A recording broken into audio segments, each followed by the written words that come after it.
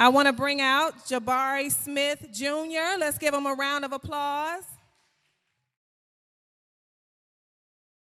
Number 5 prospect in class of 2021. Yes, ma'am. Max Preps Jr., All-American Honors, USA Basketball Gold Medalist, and a lottery pick for the 2022 NBA Draft. Very impressive. Thank you. How does that feel, just hearing those accolades? It makes me very, very, very happy and shows that my hard work is paying off. Now, Jabari, my first question to you, and I know we talked a lot in the back. We had a lot of time to kind of get to know each other. When did you first fall in love with basketball? Not playing basketball. I like, it's fun, it's cool, but when did you fall in love with the game? I think I fell in love with it when I was around maybe 5. My dad played basketball in the NBA, so I just grew into it naturally, and it just stuck with me since then. Now, I've heard a lot of stories about your development over time to the player you are today. Were there ever days that you wanted to quit? I don't think so. I think my mom and my dad instilled in me, like, never to quit and always stick with it. So I feel like it was never no thoughts in my mind to quit or anything like that. So I just always push through and know that I'll get through it. And I know we talked a little bit about losing because, we don't win every game. Mm-hmm. Even on the days that you might suffer a loss with your team, what helps, keep you motivated?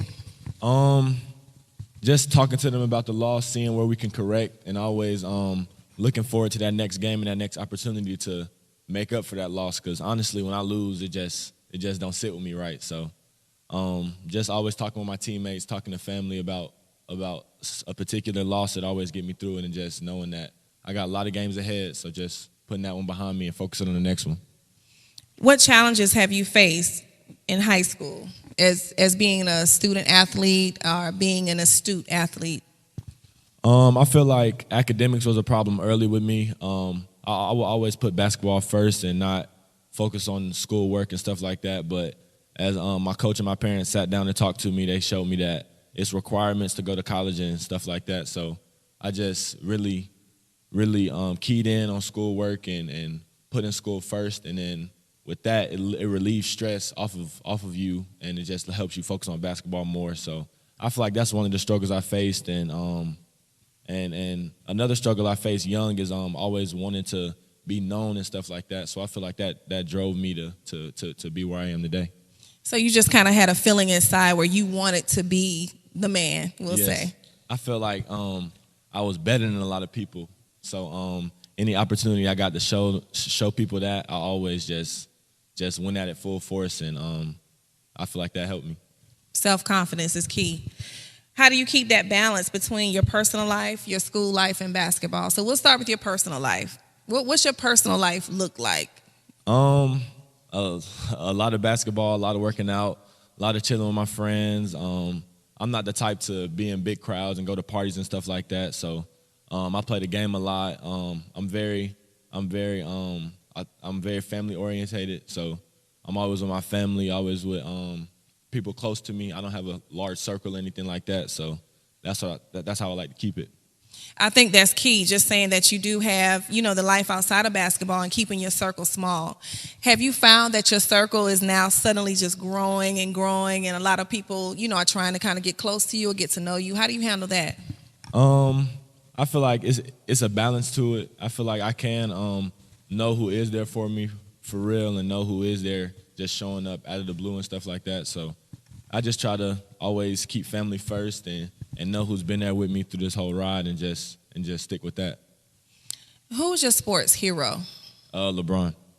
And why LeBron? Just his story, just his overall, just what he's been through, what he's persevered through. It just motivates me every day to show me that no challenge is too tough, and how blessed I am to grow up in a certain environment, to not go through stuff like that. So it's just he's my hero just because his story and what he's been through.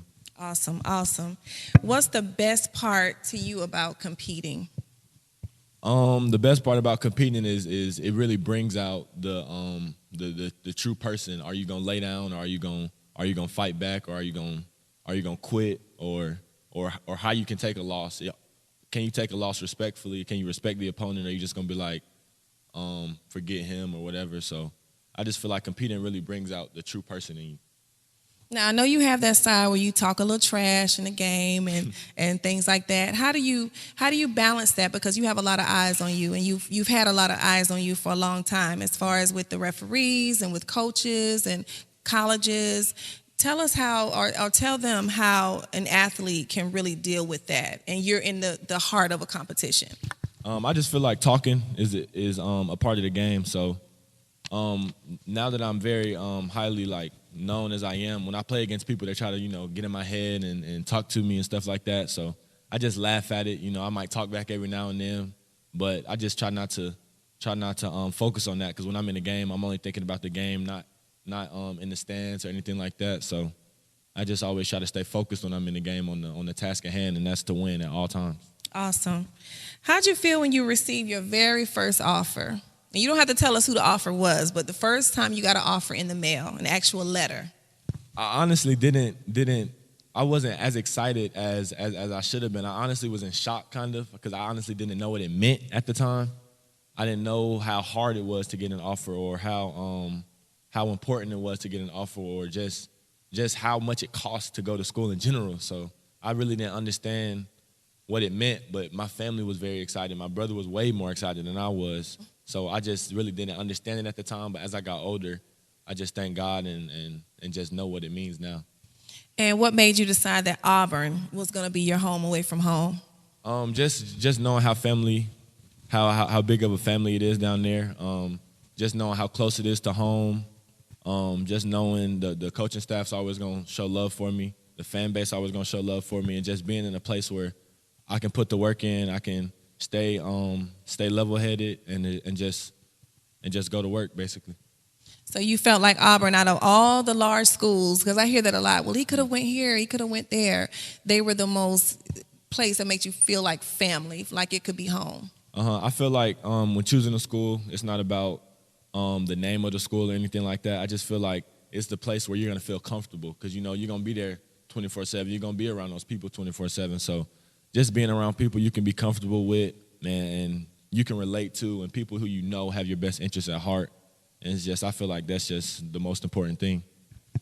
Let's talk a little bit about your AAU experience. Give me some pros about playing AAU. Give me some cons about playing travel basketball, and then give me your biggest takeaway from it. I feel like pros are you build bonds. You build bonds with teammates. You build bonds with coaches. And like we talked about earlier, the competitive factor comes out. I feel like it gives you an opportunity to play with different people rather than high school teammates and stuff like that. So it's also fun to travel and stuff like that. Like I said, be with friends and just be a kid. You know what I mean? So I feel like that's a pro. And I feel like a con is sometimes in AAU it's not all about playing basketball and playing with your team. Sometimes it gets away from that. It can go into like trying to be the guy all the time and stuff like that. So I feel like it's good for AAU programs to instill to play the right way and always remember that basketball is played as a team sport. So I feel like that's a con sometimes. And what was the other question that your biggest takeaway from playing AAU basketball? Biggest takeaway, I would say just I thank my coaches and everybody who's coached me up to this point for just not treating me as a kid or not treating me as like a child or anything like that. Always being on me hard, never being satisfied, and always just pushing me to be great, basically. So I feel like my biggest takeaway would probably be just building relationships, being able to take coaching, not listening to how the coach is saying it, but taking away from it. So I feel like the crazy coaches I've had over the years just helped me just become coachable and just help me be a man. So I heard the laughing, and I laugh at that too, like the crazy coaches. Without giving names, tell me the funniest or craziest experience you've had, maybe like on a large platform with the coach. I feel like as many coaches I had, I feel like none of them are crazier than my dad. So okay, so your dad is the answer. I feel like he's helped me to realize that no coach is gonna be as worse as him. I don't think that was his intention, but right. He's just real. He's a tough one. He's a tough one. So I just feel like that helped me in the right ways. I didn't realize when I was young, I would always just be like, he being too hard on me and stuff like that. But I still thank him to this day for always treating me like that and being there for me at that age. So that's like the perfect lead-in. How old were you when you first beat your dad at a game of one-on-one? If you have ever beat him at one-on-one. I definitely beat him. But I think I was 15. I think I was 15. I think it was my 9th grade summer is the first time that I had beat him. Mm-hmm. I think my 9th grade summer was the first time that I beat him. I feel like he didn't expect me to win, but like after that game, he started playing me serious and stuff like that. And when I got a sophomore, that's when I started beating him consistently. He would win sometimes, I would win sometimes. But when I got a junior, that's when like he can't even beat me no more. Like he can't keep up with me. He can't score on me. So it's just like the only thing he could beat me in now is shooting. So that's what he always try to play me in. See, there's that confidence, everybody. You have to have that confidence. Now, Jabari, do you have a certain shoe that you like to play in? And don't say Adidas. Mm-hmm. I'm definitely an Adidas guy. Okay. I know I got an all Nike right now, but I'm definitely an Adidas guy. I feel like it's no specific shoe. I feel like it's so many shoes out there that feel good and stuff like that. But I always like to play in like Harden's and Damian Lillard shoes that feel good to me or are comfortable to me. I feel like it's not good to just switch up shoes every game and stuff like that just for comfort purposes and superstition and stuff like that. So that's why I always like to keep on the same 3-4 pair of shoes. And give me your hype song. What's your warm-up song? What are you listening to? I don't feel like I don't have a specific song, but I listen to Gunna, Future, Young Thug, and a lot of Atlanta rappers, but I don't feel like I have a specific song. It's not a specific song. Yeah, it's just a huge variety. Okay. Now, what's on your wish list? Now, wish list meaning, when you get that first NBA check, everybody says they're going to buy this and buy your mom a house, of course. But what's on your wish list? Wish list. I know you have one. Honestly, just to make the people around me happy. Just to put smiles on their faces would be bigger than any house, would be bigger than any car. So I just feel like putting a smile on their face with that first check would just mean the world to me. Awesome. Now, Jabari, have you ever Googled yourself? Yes. Be honest. Yes, I have. Now, how did you feel about what you found? I honestly didn't think like that much of me would come up, but I just feel like I was just like had to take a moment to like just thank God and just be like, wow, like I'm on Google, so like it's just an eye opener sometimes, and it made me feel real good. Now, how hard is it for you as a teenager to keep a clean social media page? I feel like it's not as hard because I feel like I'm not that big of a social media guy as far as like posting a lot and stuff like that. So I feel like it's not hard. I mean, when you're my age, you know what's right. You know right from wrong. So, like, it's just knowing what's right and knowing what's wrong. It's not hard to keep a clean Instagram page, but it is good to have people around you telling you, like, what's good to post, or this might offend this person, or this person might feel this way about it. So I just feel like having the people around you to tell you right from wrong as far as running an Instagram page is important, but I feel like it's the least of my worries or anybody's worries. Now, have you ever lost friends because of your choices, or not followed them because you saw some middle fingers up or some pants, hanging off or anything? Have you ever found like you said, your circle was small? Mm-hmm. Has your circle gotten smaller because of your choices? I feel like it has, but I feel like no matter how much, like if you're my brother, you're my brother. So no matter how much you've changed over the years or anything like that, I'm always gonna be here for you. I might not talk to you as much as I would, but I'm always going to be here for you. I'm always going to have love for you. So I just always remain key on loyalty and stuff like that. But we might be on two different paths right now. We might not be able to talk every day how we used to and stuff like that. But me and him know that we're family and that I'll always be there for him. Okay, now a funny question. If you had to post a TikTok video, if you had to put it on your page, what challenge would you choose? You got to give me one. I'll probably do the Corvette one. I mean, I've done that one before. But I feel like that's the one I would probably choose. That's the easiest one. That's the most simple. So it wouldn't be too embarrassing. Yeah, not too embarrassing. And lastly, what advice can you give to the young people that are here, the young people out there, the millions of people that will see this interview? What advice could you give them if they're trying to follow in your footsteps? I would say always just enjoy being a kid. Always enjoy being around your parents a lot. Always enjoy being around family. And always just enjoy the process, because as you get older, you're going to realize how fun it was to be a kid and how fun it was to just not necessarily have fun, but just, like I said, be a kid. So as you grow up and as you get older, always remain humble and always know that no dream is too big and no dream is too large, that you can accomplish anything through Christ and through faith. So so the biggest message I would say is just, y'all probably hear this a lot, is just like follow your dreams, and no goal is too tough, no challenge is too tough. So just always push forward and always set goals and always just follow your dreams, basically, because I feel like I wouldn't be here today if I didn't think big and I didn't imagine myself being where I am today. So I would just say follow your dreams and remain humble. Awesome. I want to open up to the audience for some questions. If anyone has questions for Jabari, he's ready to answer them. Don't be shy. If you want to know anything about his schedule, his regimen, anything that will help you be a better athlete, I think I have one question. You stand up for me and tell me your name and your age. I'm 10 years old. What kind of breakfast on game day you eat? What kind of breakfast do you eat on game day, Jabari? I would probably eat eggs and bacon, and I try not to eat like a lot of bread, because I feel like bread slows you down. So I try to eat like eggs, bacon, oatmeal, some fruit, and on game day I try to drink nothing but water. So that's probably what I would eat on game day. Okay. Any other questions from the audience? Okay. You don't have to say your name.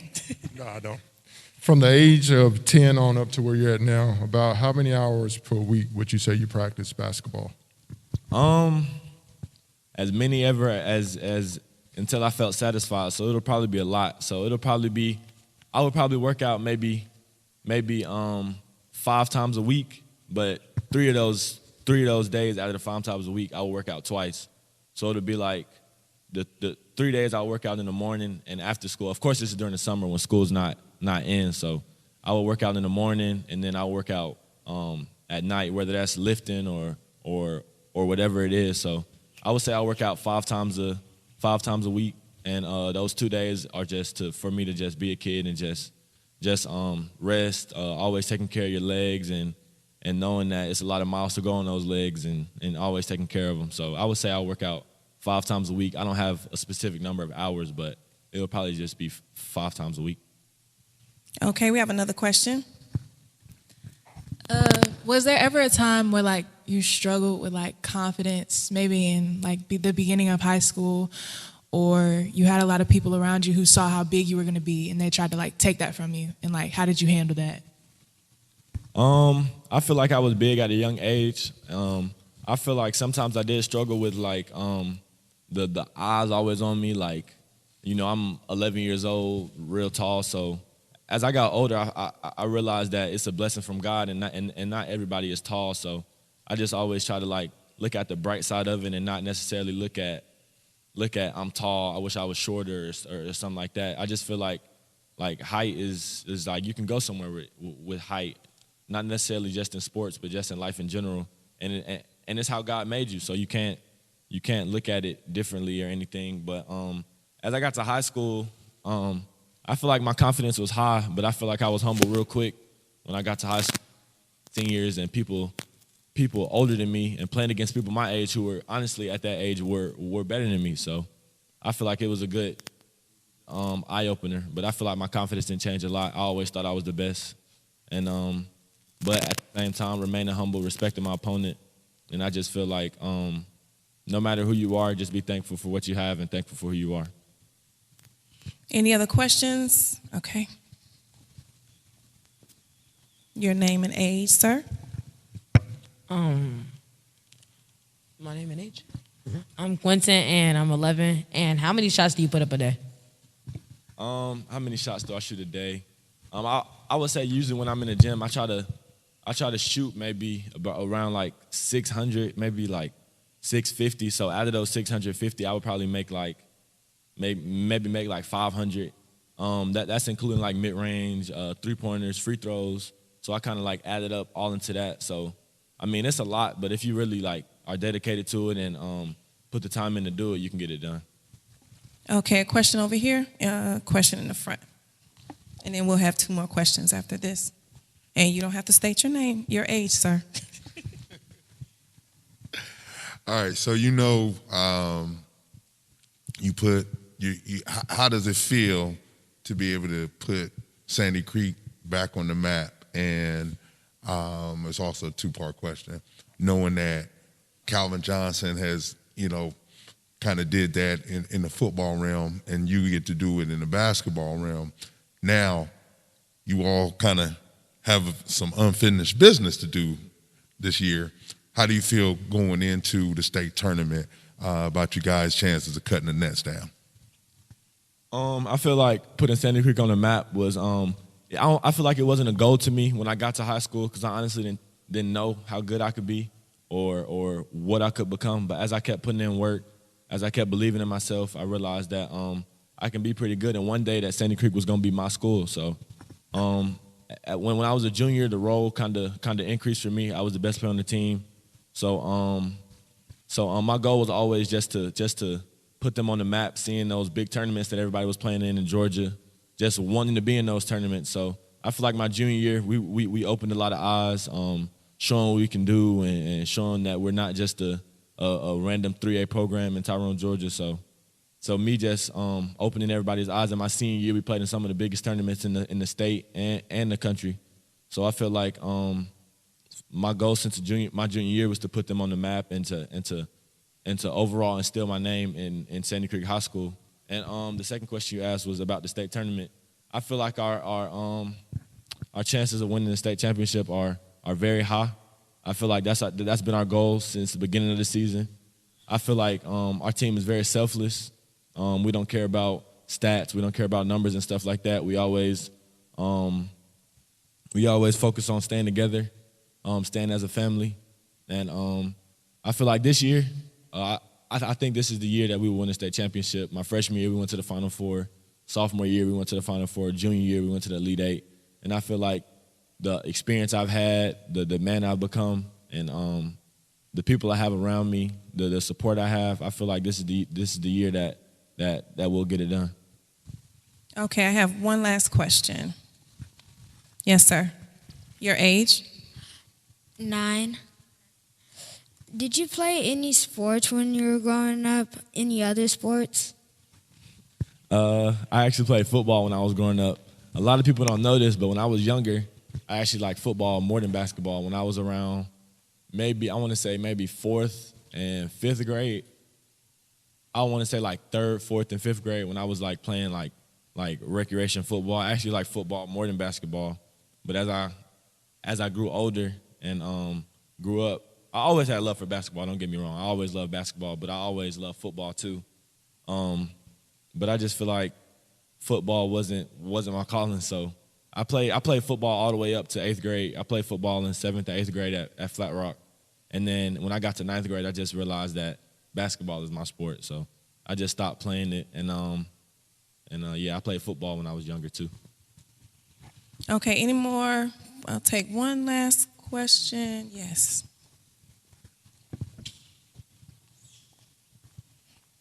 And we'll just have your name.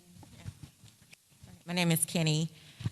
Did you ever play a game where you felt like the refs were, calling bad calls? And if so, how did you deal with that? I feel like I play in a lot of games where refs are making bad calls, and I just feel like putting myself in their shoes. Like reffing a game is hard with the crowd, with the parents yelling at you, with the kids wanting to win so bad that every call might not go your way. So just playing the game and just taking the refs out of the game. Like my coach always say, play like the ref's not there. You know what I mean? Like if they make a call, we always try to huddle at the free throw line and just talk about what happened right there, how did the call happen, and just always knowing that there is no such thing as a good ref. That's what my dad always says. So just reffing is hard, and I just try to like just basically block them out. And it's gonna be bad calls in every game. So just try not to worry about it. I know I still get mad at calls refs make, but they can't do nothing about it. I mean, some refs have never played basketball before. Some refs don't know anything about basketball. So you just gotta block them out and just know that reffing is hard, and just try to feel for them a little bit. But refs gonna be bad, so just gotta deal with it. Jabari, I've saved time for the most important question from the most important lady that's here, your mom. You want to give Mom a round of applause? Mom, your question. Okay.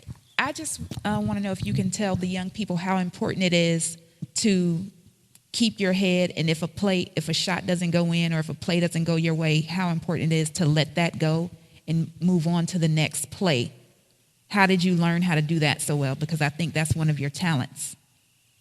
I feel like when you miss a shot, I just feel like it always it sometimes will feel like it puts pressure on the next shot. So like when you keep missing, it kind of like put your confidence low. Like, I don't want to shoot this shot. Maybe I'm gonna miss again. So I just feel like just always think every shot is going in. Always think you're gonna make every shot. So like yesterday I didn't play my best game as far as like making shots, I would say. So like I just always try to impact the game without scoring. When I was young, I would always think like in order to play a good game, you would have to score a lot of points, and that's not true at all. You can affect the game in so many other ways, like rebounding, passing, just being a good teammate, just encouraging your teammates. So I just try not to think about how many shots I make, but how much I overall impact the game. So if you miss a shot, nobody perfect. You done seen so many people miss shots. Everybody gonna miss a shot. It's just how you bounce back from that missed shot, and are you gonna shoot the next one? Are you gonna shoot the next one with confidence, or are you just gonna be timid on shooting the next shot? So that's what I always try to think about, and I always think that every shot is going in, no matter what shot I shoot. So I just always try to have that confidence and always know that I can impact the game without scoring. Okay, we're going to wrap up the round of questions. We want to thank you, Jabari, again for just taking the time out to meet with us today. And we have a gift from you, from your eyeball family. Quentin, if you could come up for me and present Jabari with his gift.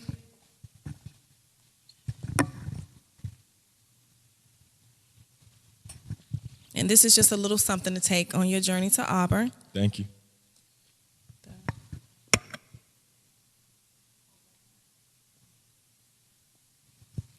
And again, we love your story.